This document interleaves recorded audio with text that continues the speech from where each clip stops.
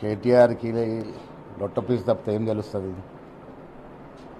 Telegraphic act చదువుకుంటే ఆ కేసులో ఉన్నటువంటి పర్సెంట్ అర్థమవుతుంది. భారతదేశ టెలిగ్రాఫ్ యాక్ట్ ప్రకారం ఫోన్ ట్యాపింగ్ అన్నది చాలా పెద్ద నేరం.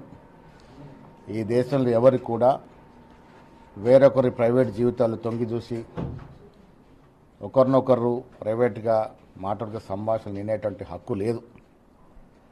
ఆ టెలిగ్రాఫ్ యాక్ట్ తూటు పొడుస్తూ కేటీఆర్ గారు కేసీఆర్ హయాంలో చాలామంది యొక్క ఫోన్లు ట్యాపింగ్ చేయడం జరిగింది.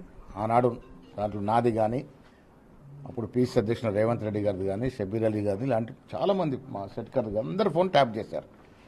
తద్వారా నేను ఇంతకుముందు చెప్పాను 2004లో గెలిచారు. 2018 గెలవడానికి ఫోన్ ట్యాపింగ్ని పరికరంగా వాడుకున్నారు కేసీఆర్ గారు.